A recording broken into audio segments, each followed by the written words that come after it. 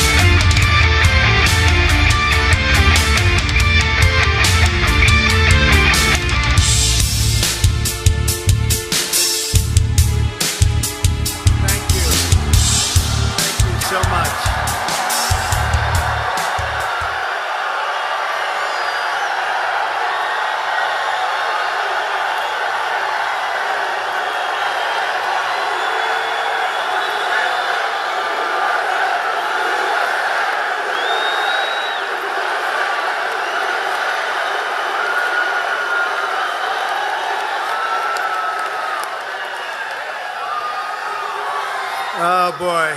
What a crowd. What a crowd. And outside, we have many more people than this outside. It's incredible. Incredible. Really incredible. Thank you very much. And it's great to be back in Florida, my second home, as you know. We love Florida. This was a great victory for us in the primaries, and this is what's going to take us over the top in the general election, November 8th.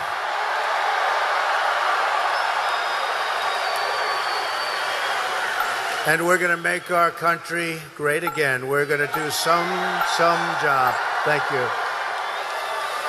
As you know, we're doing very well in the polls, and we're leading in many, many states, including the great state of Florida.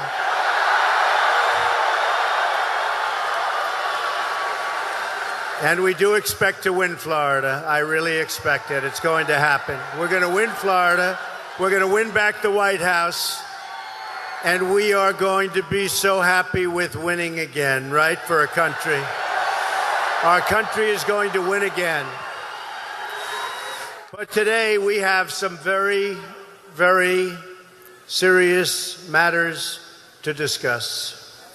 Let me begin by thanking our incredible law enforcement officers who don't get the credit they deserve.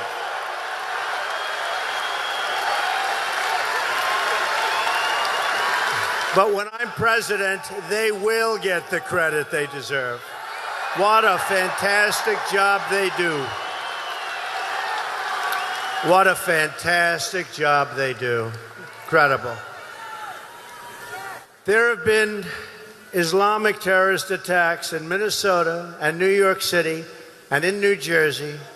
These attacks and many others were made possible because of our extremely open immigration system, which fails to properly vet and screen the individuals or families coming into our country.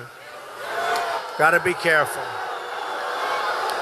Attack after attack, from 9/11 to San Bernardino, we have seen how failures to screen who is entering the United States puts all of our citizens, everyone in this room, at danger.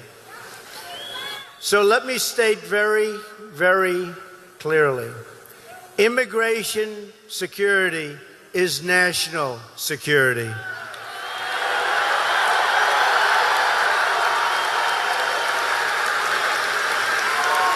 My opponent has the most open borders policy, of anyone ever to seek the presidency. As Secretary of State, she allowed thousands of criminal aliens to be released into our communities because their home countries wouldn't take them back. They didn't want them. They didn't want them. They were too bad. They said, keep them, United States. We don't want them. And she did nothing about it. Now, she wants a 550% increase in Syrian refugees above the high numbers we already have.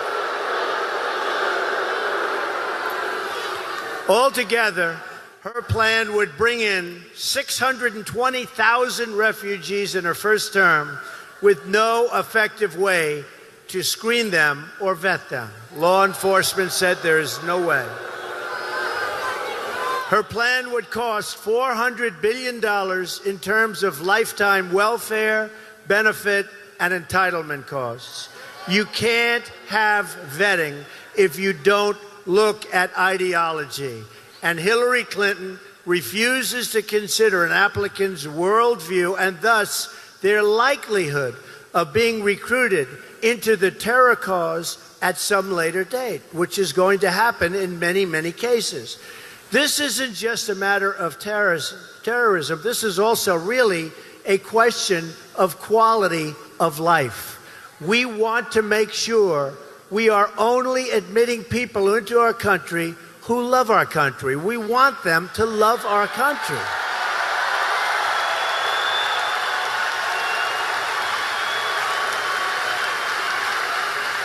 And we want them to love our people.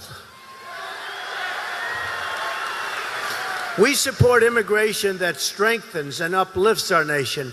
People who come here, they support our values and they want to uphold our Constitution.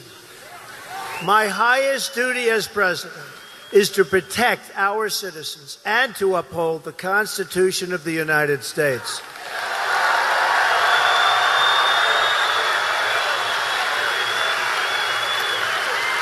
I will honor that duty to the fullest extent every single day, and I will never waver, and I will tell you that I consider a sacred obligation. Sacred.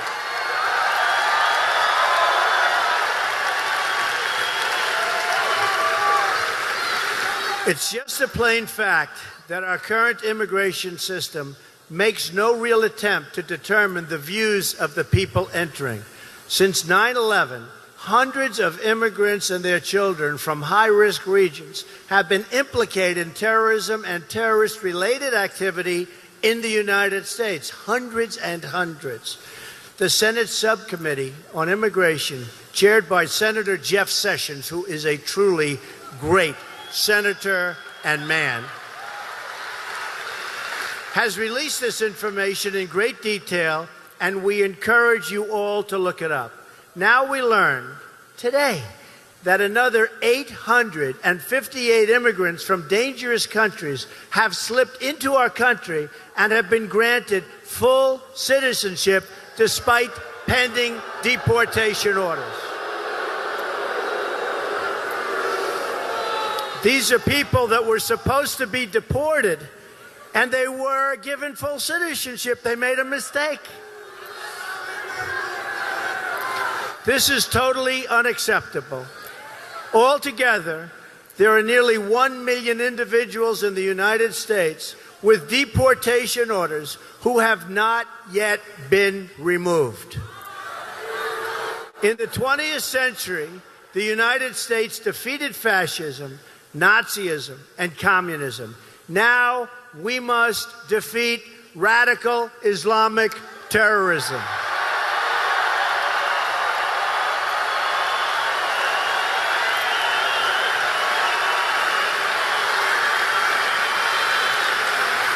Yet the President of the United States or my opponent, and both, won't even say the words radical Islamic terror.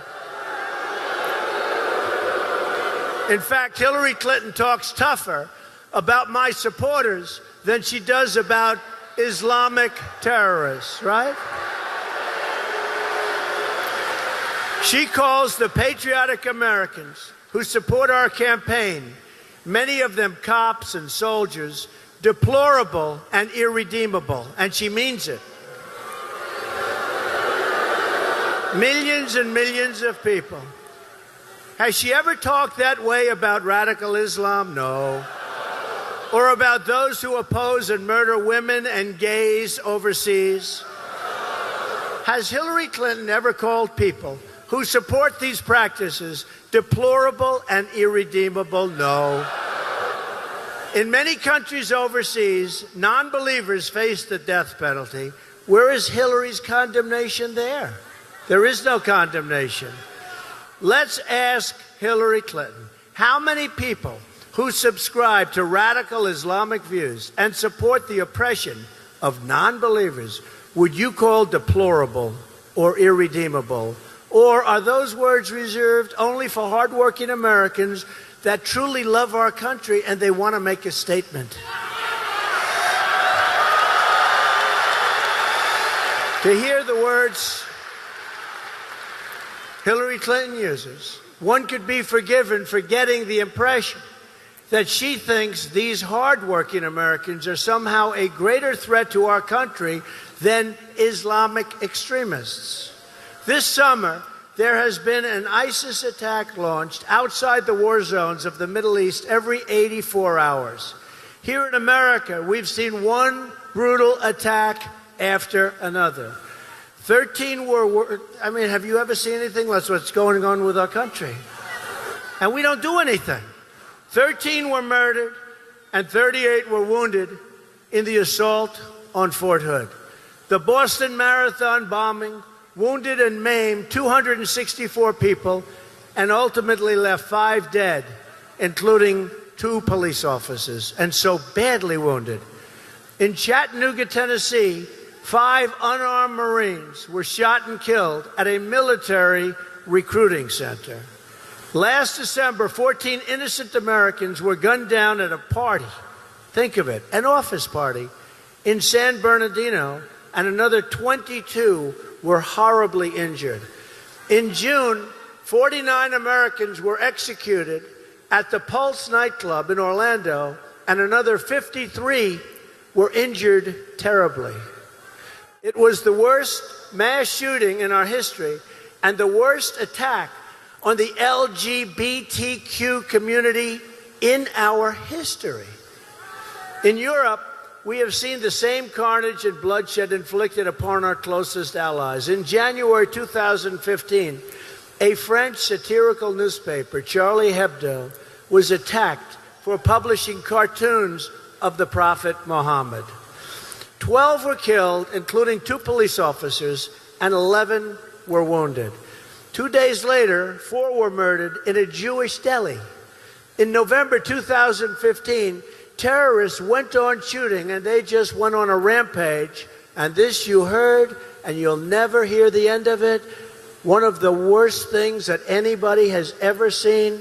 They went on a rampage. They slaughtered 130 people and wounded 368 people, so gravely wounded that many are still in the hospitals. And they'll never be the same. In March of this year, terrorists detonated a bomb in the Brussels airport, killing 32 and injuring 340 people. This July, the south of France, an Islamic terrorist turned his truck into an instrument of mass murder, killing 85 men, women, and children, and wounding 308 people. Among the dead were 2 Americans, a Texas father and his 11-year-old son. Shortly after that, in Germany, a refugee armed with an axe wounded 5 people in a gruesome train attack. Also this summer, an ISIS killer invaded a Christian church in Normandy and forced an 85-year-old priest to his knees and slit his throat right before his congregation. Overseas, ISIS has carried out one unthinkable atrocity after another. Christians driven from their homes and hunted for extermination. ISIS rounding up what it calls the Nation of the Cross in a campaign of genocide, horrible genocide. We cannot let this evil continue. Cannot do it.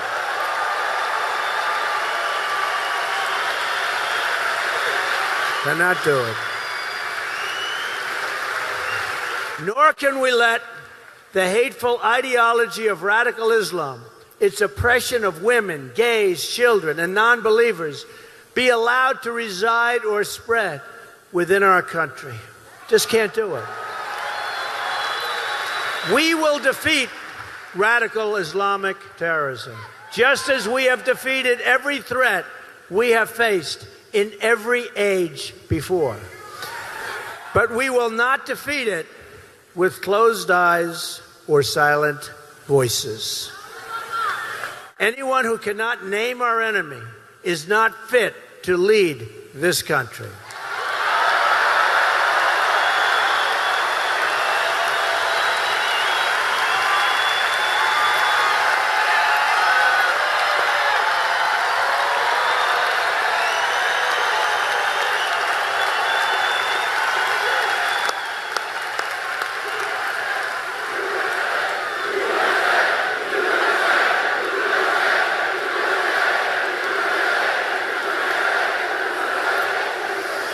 Do we love our country? Do we love our country?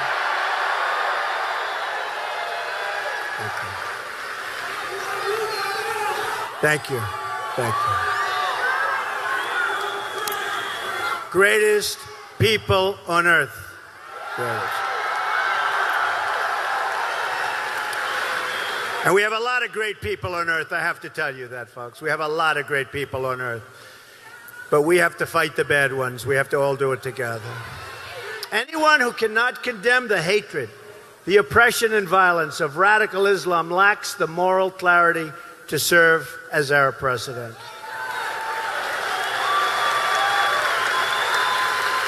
Just remember, doing it for many, many years, and now she's saying what she's going to do. She very much caused the problem when you think about it.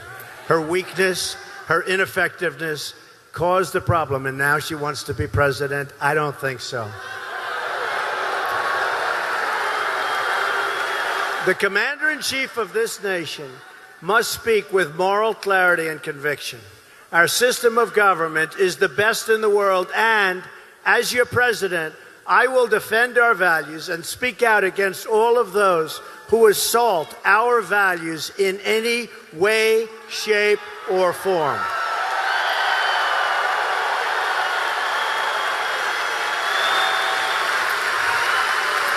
We will be united. Thank you.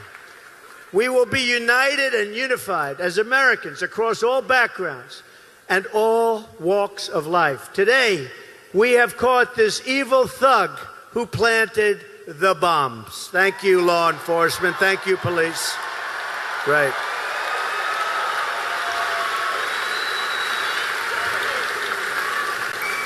But the bad part, now we will give him amazing hospitalization. He will be taken care of by some of the best doctors in the world. He will be given a fully modern and updated hospital room. And he'll probably even have room service, knowing the way our country is. And on top of all of that, he will be represented by an outstanding lawyer.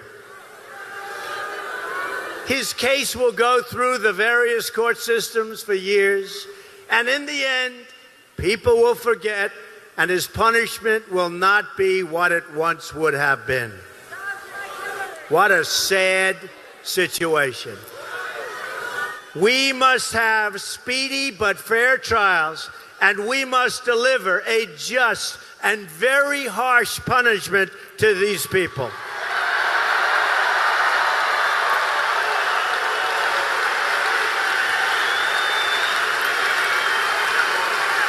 We must also use whatever lawful methods are available to obtain information from the apprehended suspect to get information before it's no longer timely.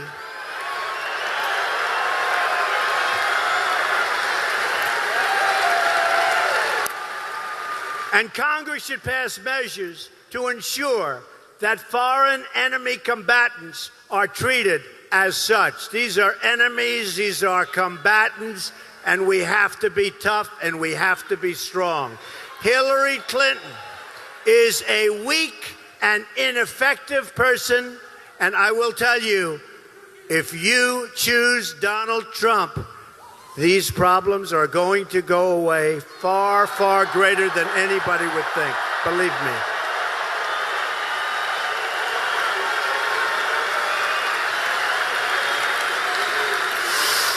She is a weak and ineffective person. Just remember that. Hillary Clinton, and they are looking, oh, they want her so badly. They want her so badly.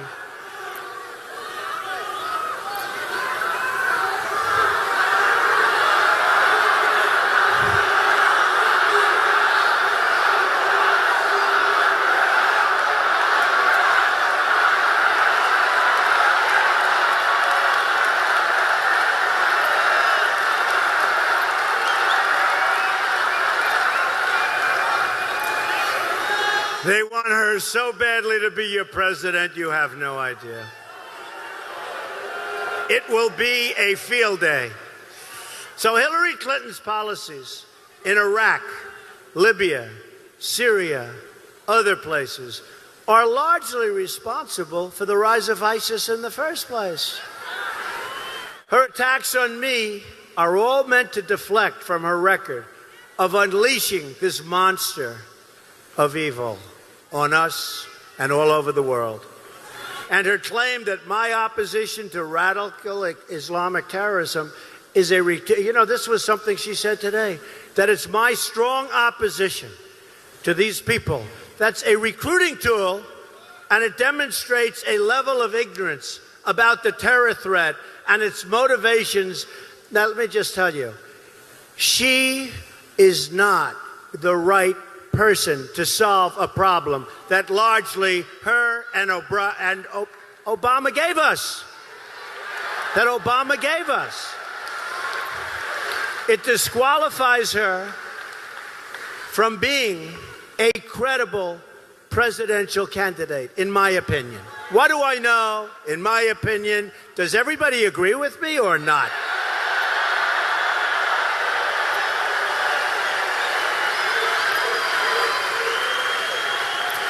That's all we need is 4 more years of Obama, except worse.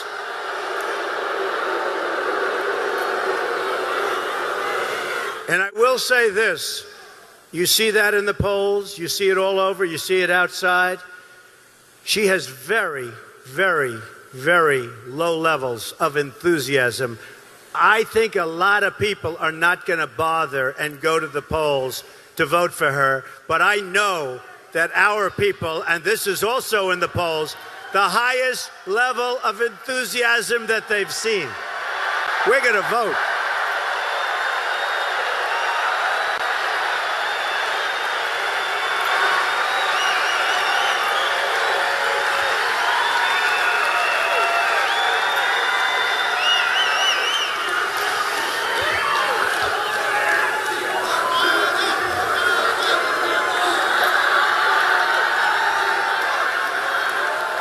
Obama and Clinton have been silent about Islamic terrorism for many years.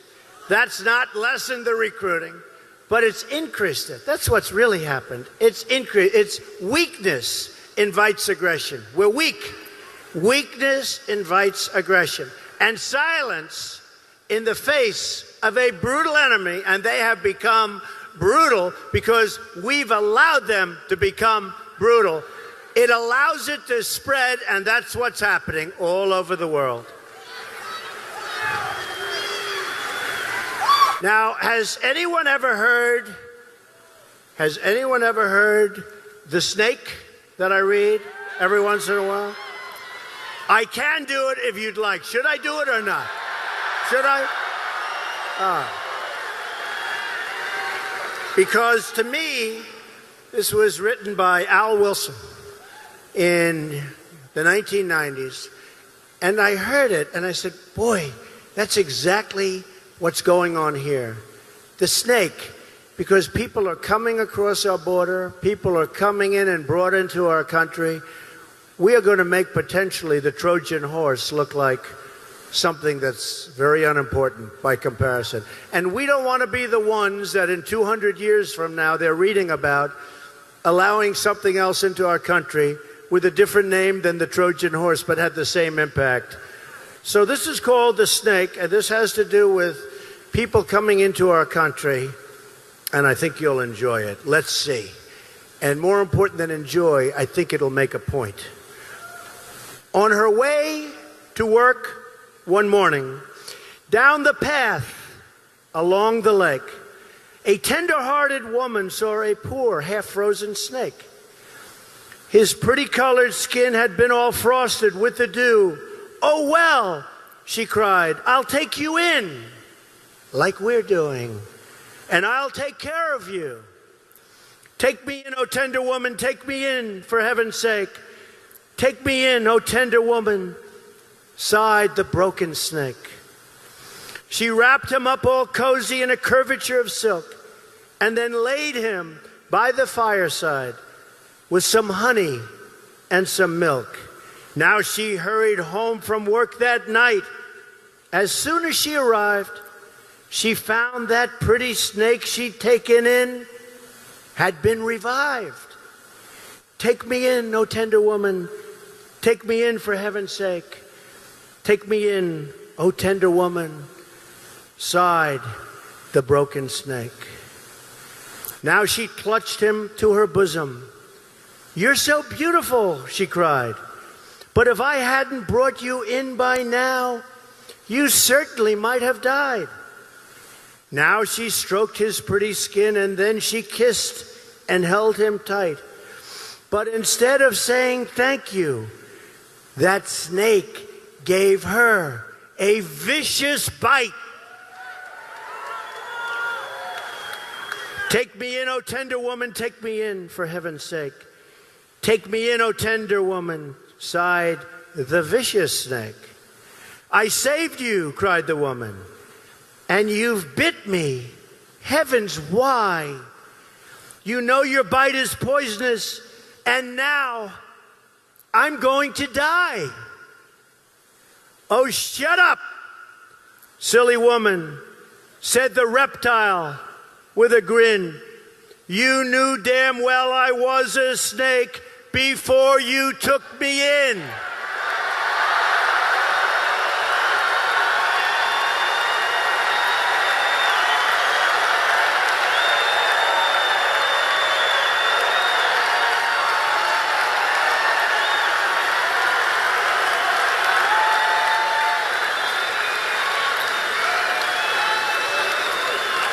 It's amazing. Gonna happen unless we get very, very, very smart. Oh, don't worry about it. We're gonna build a wall. Don't worry about it.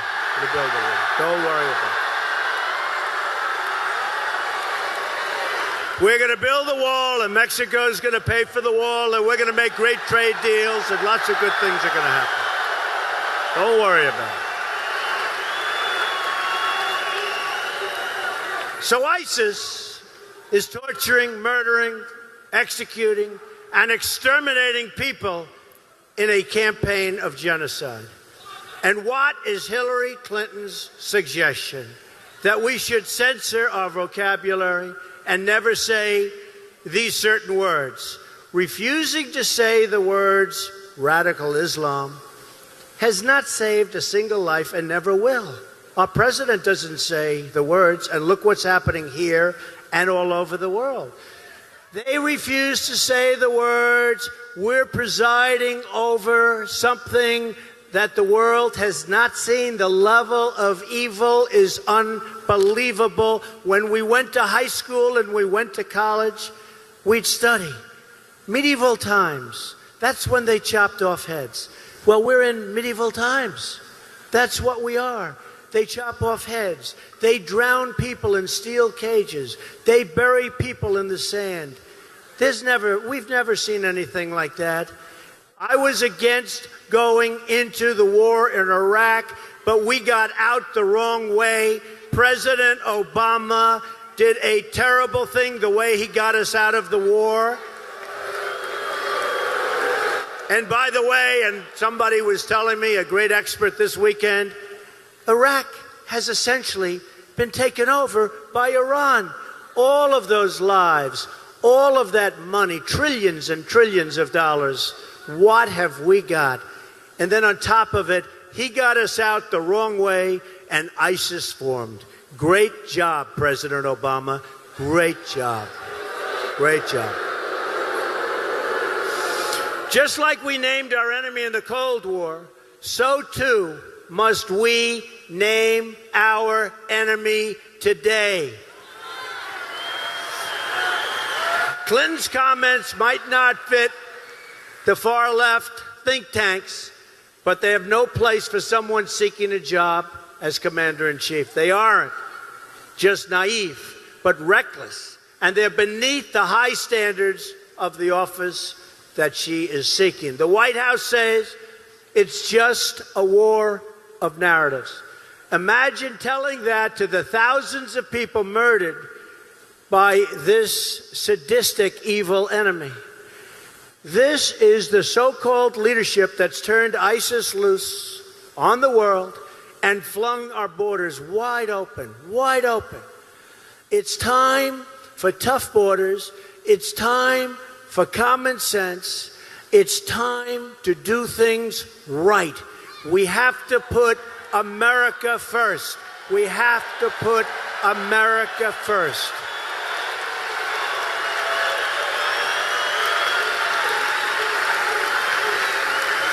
Obama and Clinton have toppled regimes, displaced millions of people, then opened the door to ISIS to enter our country. This is a not too smart policy. This will go down, when people look at this in the years ahead, as among the worst foreign policy decisions ever made by any country at any time. We have opened the world to ISIS, and now we have to close those doors.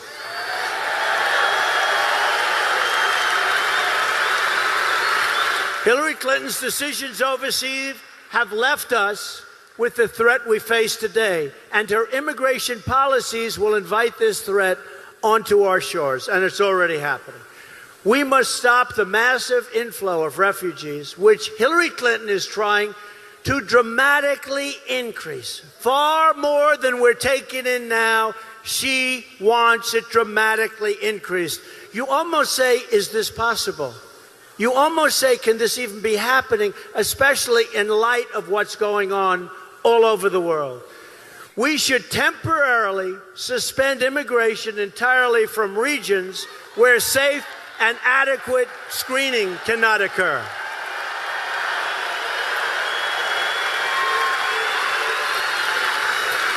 My policy will benefit the millions of wonderful immigrants living here and the wonderful immigrants coming in to our country in the future, because all good and decent, loving people want to live in a good and decent, loving country. Let me emphasize this point. The pro-immigrant position is the position that favors tough screening and tight controls. And we want people to come into our country, but they have to come in legally through a process, and we need extreme screening.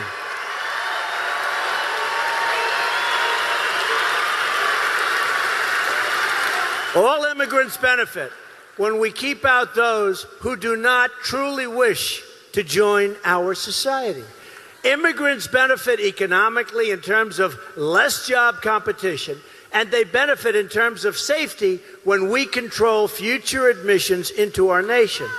We want to take care and protect all of our people, including our great law-abiding, American-loving immigrants. No one has a right to immigrate to this country. It is the job of a responsible government to admit only those who expect to succeed and flourish here and really be proud of what they've done and where they came from, and they have to love our country. They have to love us.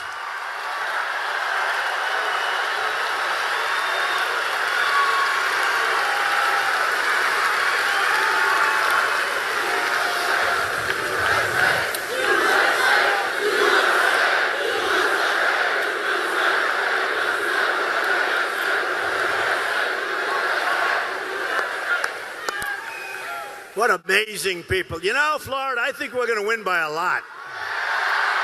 We're going to win by a lot.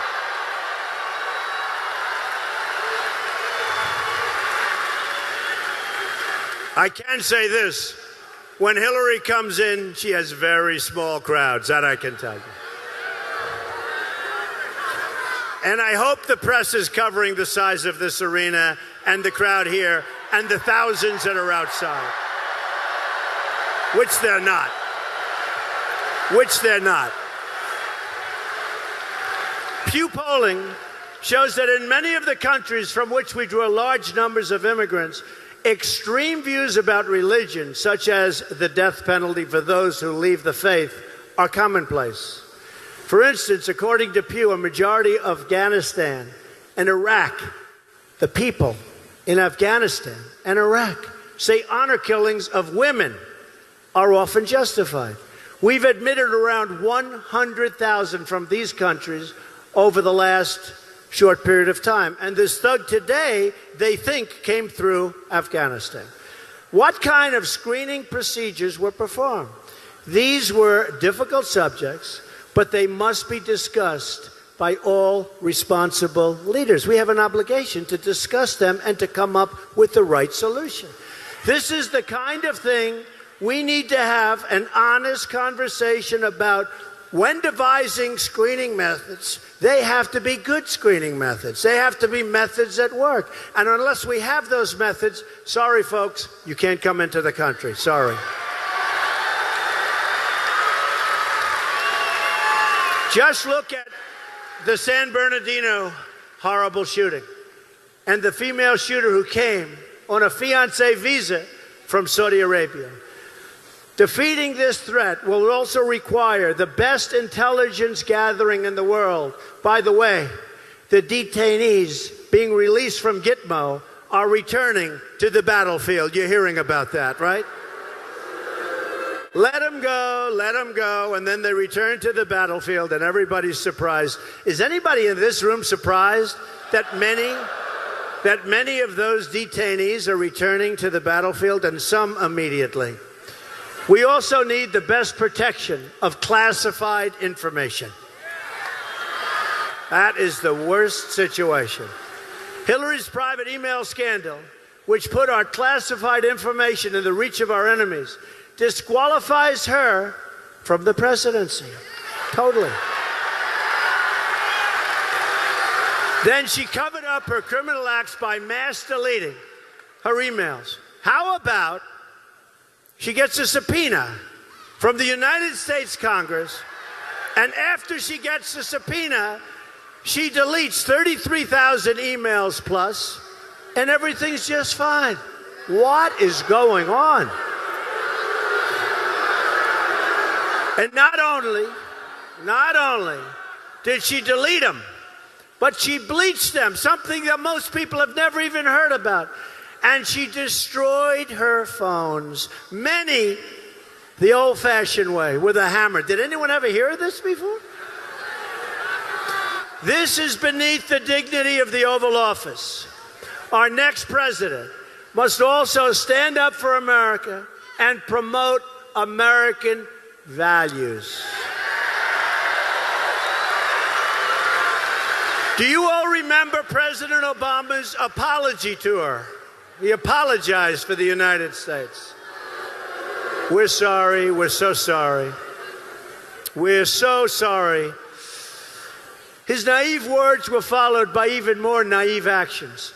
The failure to establish a new status of forces agreement in Iraq and the election-driven timetable for withdrawal, a disaster, surrendered our gains in that country and led directly to the rise of ISIS. I oppose going into Iraq, unlike Hillary Clinton, and I oppose the reckless way Obama, Clinton left Iraq.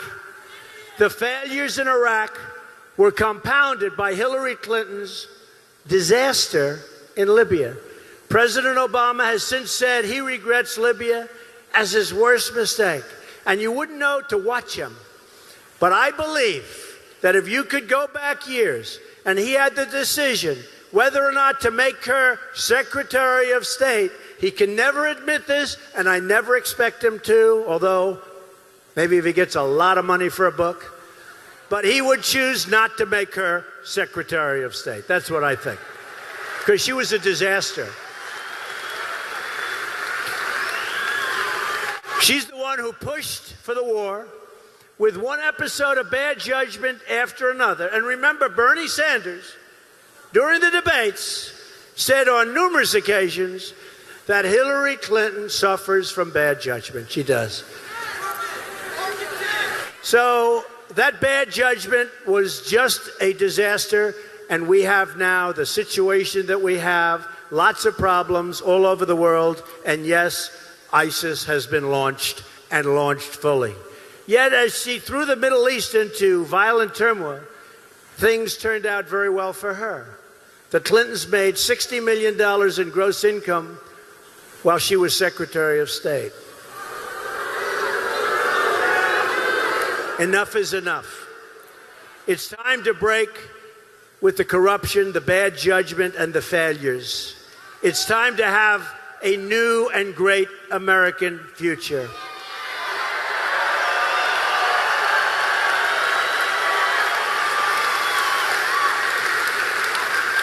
We're going to change our immigration system to reflect American values. Remember, American values. We're going to stop the reckless and costly policy of regime change overseas and instead focus on working in partnership with our allies on a military campaign to utterly destroy ISIS. We have no choice. This effort will require military warfare, but also financial warfare, cyber warfare, and even ideological warfare. We have to beat them at their own game. They're playing the game much better than we are. And youth is going for their version, not our version. Our goal is not to build democracies. Our goal is to defeat. We want to defeat our enemies. And then we want to get back to rebuilding our country. Our country's a mess. Our infrastructure's a disaster. We owe, right now, almost $20 trillion. And our country's in trouble. Enough endless war. It's time to have a real plan for victory. But to win this struggle, we need to be strong at home. My economic plan can be summed up in 3 very simple words: jobs, jobs, jobs.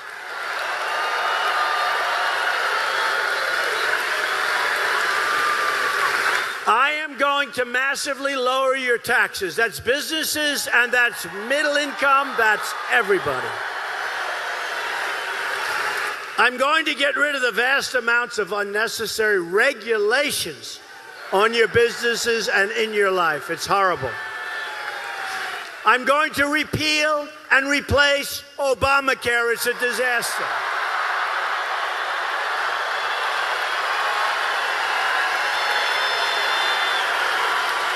I'm going to unleash American energy. Unleash American energy. And wait till you see what happens. We'll start paying down our debt. So many things can happen, and even your electric bill will be a lot less, I hope. We do it properly, I know.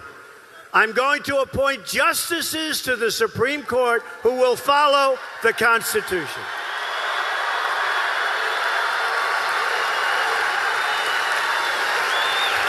I'm going to rebuild our depleted military and take care of our veterans.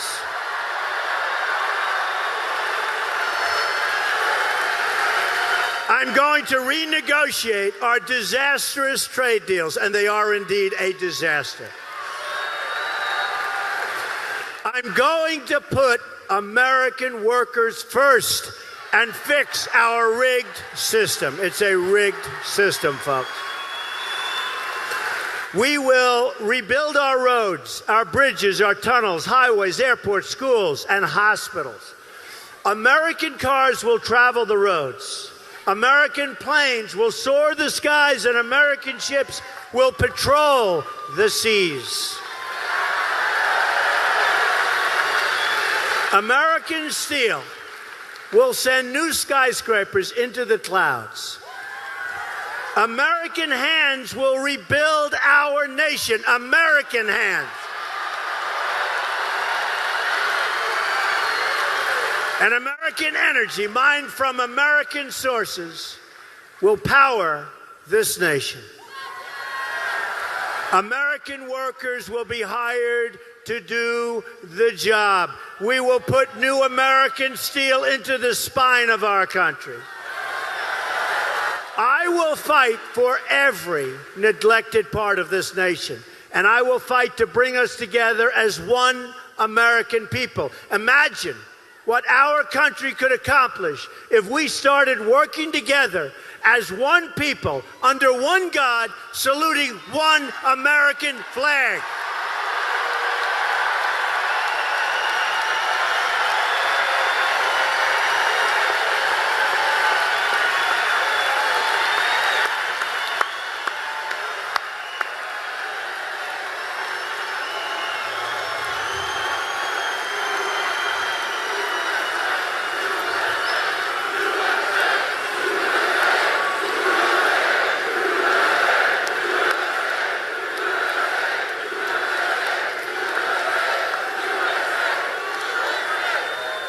It's time to break with the bitter failures of the past and to embrace a new, inclusive, and prosperous American future. A future of success, togetherness, and unity. A future of fixing our inner cities and our African American areas of this country that have been treated so badly.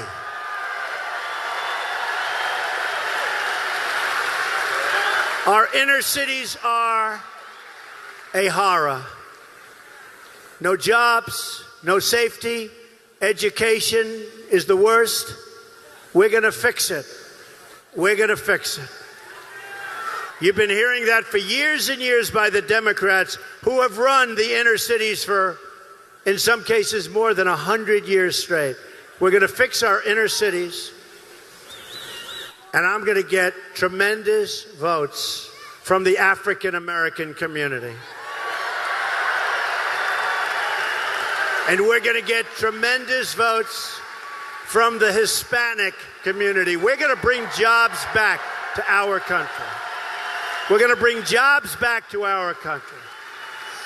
And once more, we're going to have a government of, by, and for the people.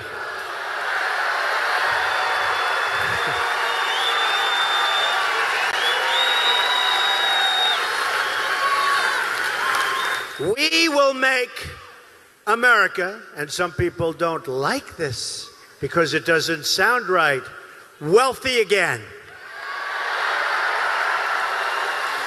We will make America strong again. We will make America safe again. And we will make America great again. Thank you. God bless you. Thank you. God bless you.